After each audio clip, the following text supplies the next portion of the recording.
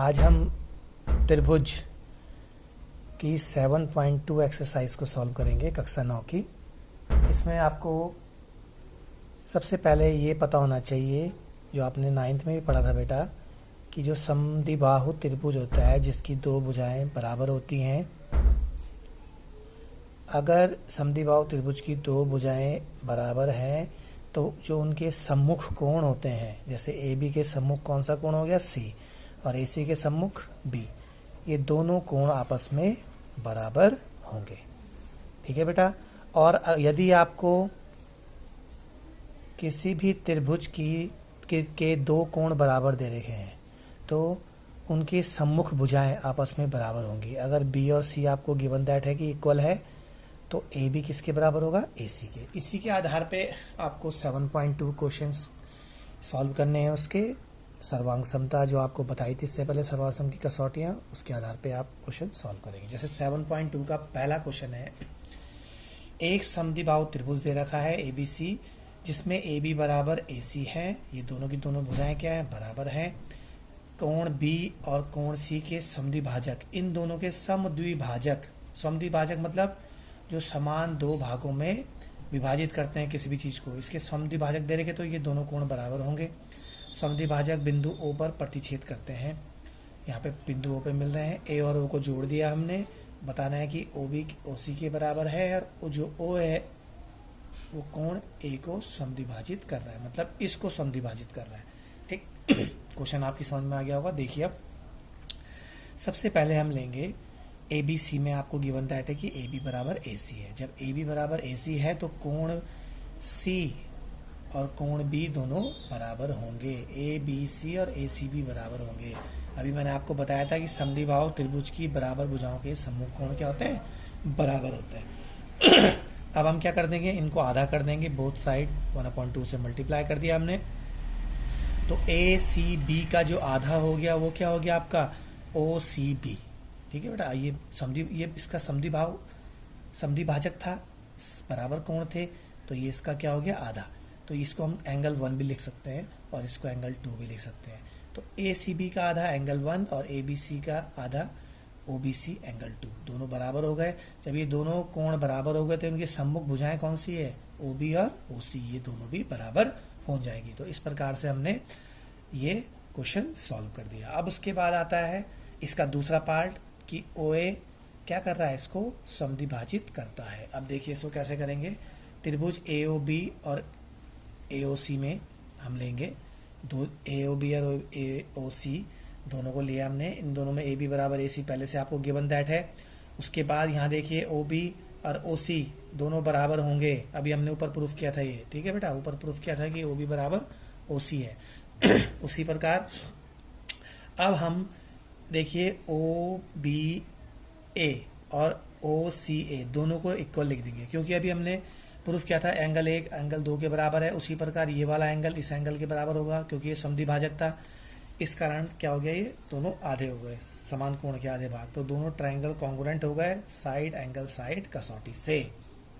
तो हम लिख सकते हैं कि OAB और OAC बाय CPCT, जब दोनों ट्रायंगल कॉन्ग्रुएंट हो गए, दोनों जो ट्रायंगल हैं वो कॉन्ग्रुएंट हो चुके हैं, कॉन्ग्रुएंट उसके बाद सर्वांगसम हो चुके हैं, तो हम यहाँ पे ये दोनों ट्रायंगलों के जो एंगल हैं वो बराबर लिख देंगे। जब ये दोनों एंगल बराबर होगा, अर्थात जो AO है वो बाइसेक्ट कर रहा है, समद्विभाजित कर रहा है किसको, एंगल एंगल A को। क्लियर बेटा। अब उसके बाद देखिए नेक्स्ट आपके पास आता है क्वेश्चन नंबर 2। क्वेश्चन नंबर 2 में देखिए क्या दे रखा आपको कि त्रिभुज ABC AD भुजा BC का लंब समद्विभाजक है। ABC में AD लंब भी है, 90 डिग्री भी है, समद्विभाजक मतलब इन दोनों को बराबर भाग में बांट भी रहा है। समझ लीजिए क्वेश्चन, ये दोनों बराबर दे रखे हैं और ये 90-90 दे रखे हैं। तो हमने ज्ञात करना है कि AB AC के बराबर होगा, ये दोनों भुजाएं बराबर होंगी। तो सबसे पहले आप क्या करेंगे, दोनों त्रिभुज ले लेंगे। आपको गिवन दैट है BD बराबर DC और ये दोनों एंगल 90 डिग्री। और तीसरी भुजा हो जाएगी उभयनिष्ठ AD, दोनों में जो कॉमन है। तो साइड एंगल साइड कसौटी से दोनों कॉन्ग्रुएंट प्रूफ हो गए। और उसके बाद CPCT से आप लिख सकते हैं कि ये दोनों भुजाएं आपस में बराबर हो जाएंगी। ठीक है बेटा।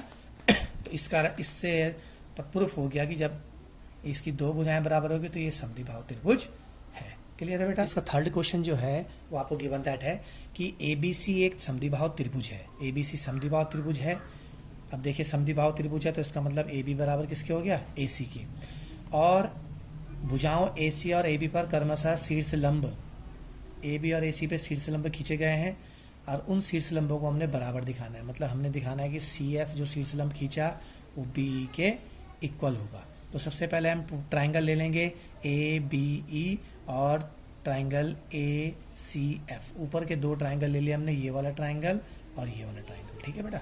अब उसके बाद देखिए सबसे पहले आपको गिवन दैट क्या है, शीर्ष लंब दे रखे हैं। तो ए ई बी और त्रिभुज A angle A F C दोनों बराबर होंगे, प्रत्येक 90 डिग्री हो गया।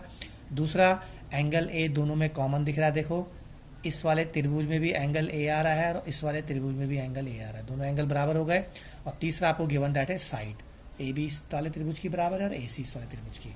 तो ये हो गया आपका एंगल साइड से दोनों कॉन्ग्रुएंट प्रूफ हो गए कसौटी से।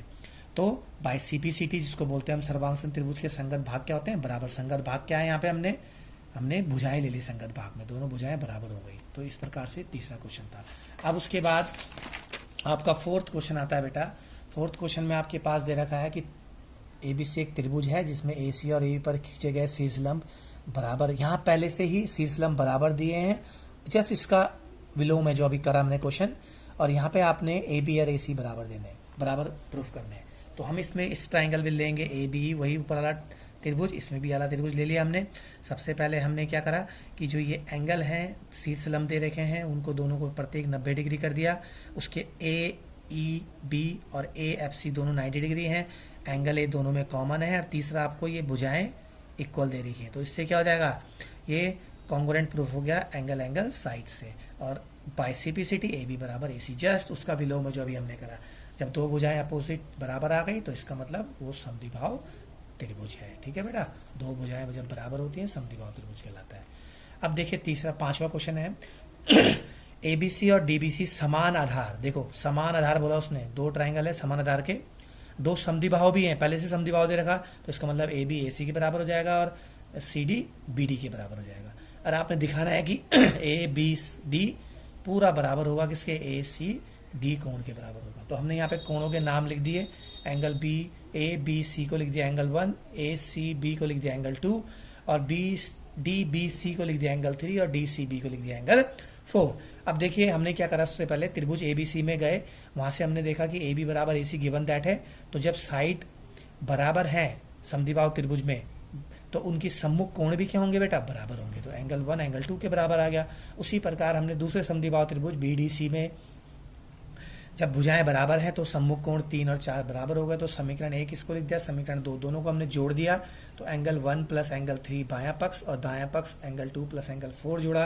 तो 1 3 जोड़ने पे पूरा एंगल आ गया ए बी डी और 2 4 जोड़ने पे पूरा एंगल आ गया बी ए सी डी। तो इस प्रकार ये प्रूफ हो गया। ठीक है बेटा। नेक्स्ट है आपके पास question number 6। A B C एक समद्विबाहु त्रिभुज है, पहले से समद्विबाहु दे रखा तो ए बी बराबर ए सी है। और भुजा बी ए बिंदु डी तक इस प्रकार बढ़ाई गई कि ए डी बराबर ए बी भी गिवन दैट है। तो दर्शाइए बी सी डी समकोण है। ये देखिए इस क्वेश्चन को, आपको पहले से ये दोनों गिवन दैट कर रखा है और ये जो इस प्रकार बढ़ाई गई बी सी इस प्रकार डी तक बढ़ाई गई कि ए बी किसके बराबर है, ए डी ये पहले से गिवन दैट है, मतलब तीनों एक दूसरे के इक्वल है। तो सबसे पहले हमने क्या करना है, त्रिभुज ए बी सी में आपको दिया है ए बी बराबर ए सी। जब ए बी बराबर ए सी है तो उसके सम्मुख कोण बी किसके बराबर हो जाएगा, इसको एंगल 1 लिख दिया, इसको एंगल 2। एंगल बी और एंगल 1 दोनों इक्वल हो गए। समीकरण 1 लिख देंगे, जो अभी बताई थी आपको समद्विबाहु त्रिभुज की प्रॉपर्टी कि बराबर भुजाओं के सम्मुख कोण बराबर होते हैं। उसके बाद अब लेंगे त्रिभुज ए सी डी लिया हमने। तो ए सी डी में देखिए ये दोनों भुजाएं बराबर थी तो इनके सम्मुख कोण एंगल डी और एंगल 2 भी बराबर होंगे, बराबर भुजा के सम्मुख कोण बराबर। अब हम त्रिभुज पूरा लेंगे, त्रिभुज बी डी सी में एंगल डी पूरा, एंगल बी और एंगल ये बी सी डी, क्योंकि इसमें दो एंगल है तो इसको लिखेंगे बी सी डी। टोटल कितना है 180। कि क्यों हुआ 180 है, त्रिभुज के तीनों अंतः कोणों का योग 180 डिग्री होता है। डी के बदले हमने समीकरण 2 से 1 लिख दिया और बी के बदले समीकरण 1 से 1 लिख दिया, समीकरण 1 व 2 से। ठीक है बेटा, समीकरण 1 व 2 से ये आ गए। उसके बाद एंगल 1 प्लस एंगल 2 पूरा कितना है बी सी डी और पहले से यहाँ पे बी सी डी है, दोनों को जोड़ा तो 2 बी सी डी हो गए, 2 को डिवाइड में लाए तो ये 90 डिग्री, तो इसलिए बी सी डी कितना आ गया, समकोण। यही हमने प्रूफ करना था। अब उसके बाद देखिए नेक्स्ट कि ए बी सी एक समकोण त्रिभुज दे रखा पहले से। समकोण त्रिभुज किस में है, एंगल ए में, एंगल ए में समकोण है, और ए बी बराबर ए सी भी दे रखे हैं। देखो समकोण भी दे रखा है और ए बी बराबर ए सी भी दे रखा है। तो बी और सी कोण ज्ञात करने हैं। सबसे पहले हम क्या करेंगे, इसमें हमको जब ए बी और ए सी बराबर दे रखे हैं तो उनकी सम्मुख कोण क्या होंगे, बराबर, क्योंकि बराबर भुजा के सम्मुख कोण क्या होते हैं, बराबर होते हैं।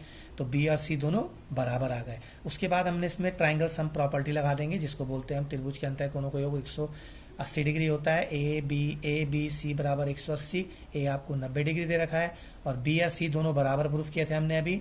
तो बी सी को भी बी कन्वर्ट कर दिया हमने, तो ये क्या हो गया, 90 को उधर ले गया, 180 में से 90 गया 90, and angle B 2 angle B, then angle B is equal to 2 से डिवाइड करें 90 को तो 45 डिग्री।